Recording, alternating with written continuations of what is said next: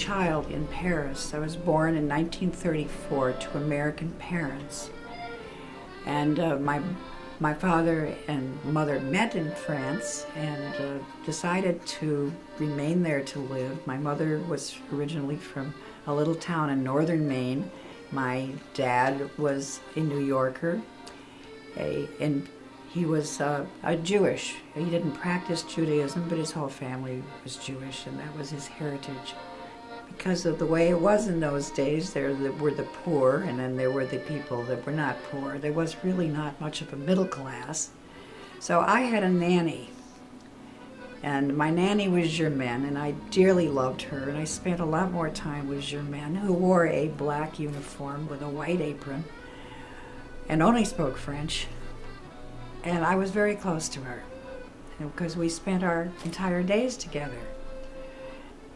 The Germans invaded Poland on September 1st, 1939. I had just turned 5 years old. And somehow a decision was made, and I don't know how. I was sent to America. On September 10th, I was on a ship, the SS Washington, an American ship out of Le Havre, with a woman I'd never really met before, Madame Selby.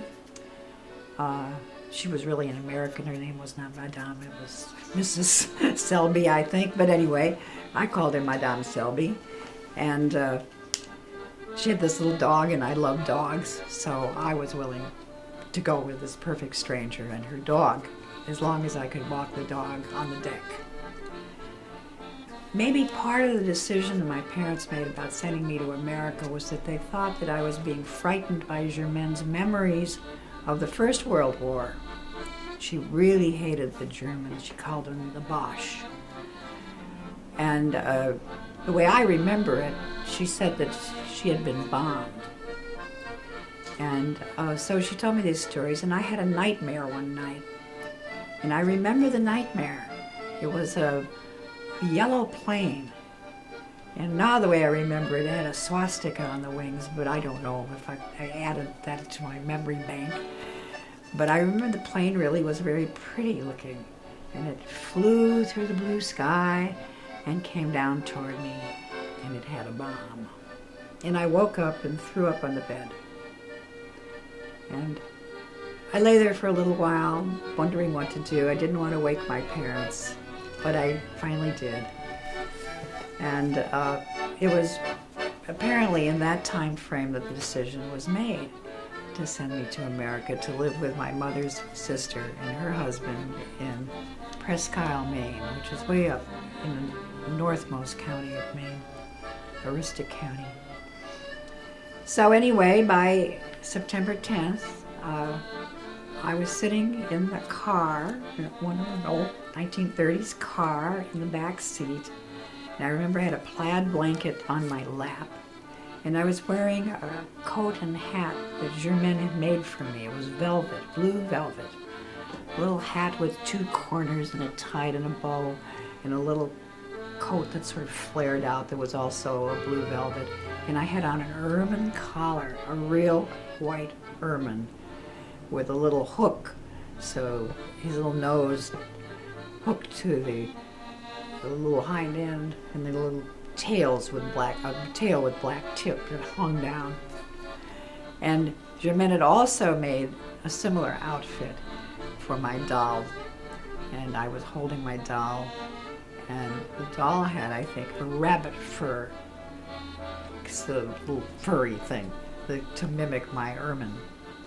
And I can remember Shulman in her uniform standing by the curb and saying, "Soon you'll return." Of course, she said it in French.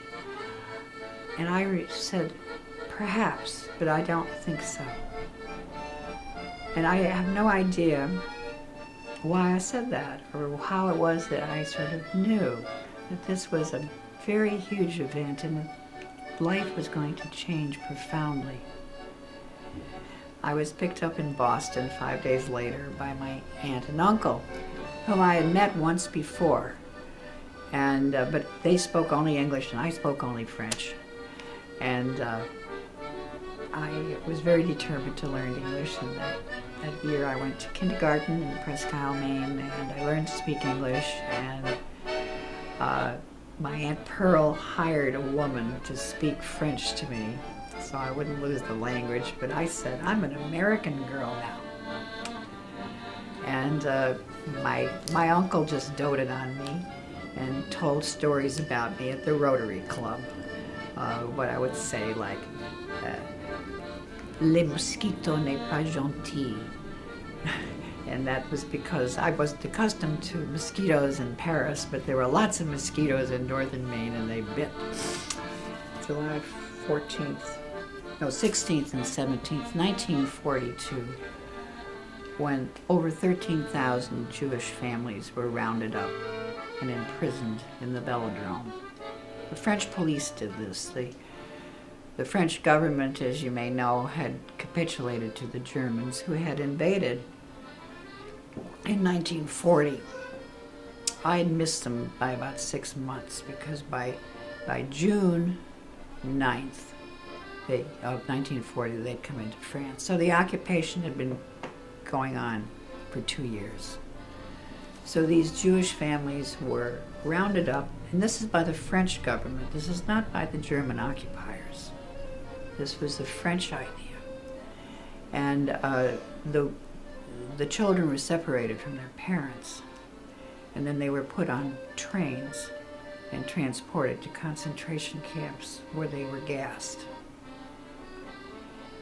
And by the end of the war, 78,000 Jews were sent to concentration camps. And of those 78,000, only 2,500 returned. So if I had been born a French child, I would have been there. My father was Jewish. I would have likely been one of those children.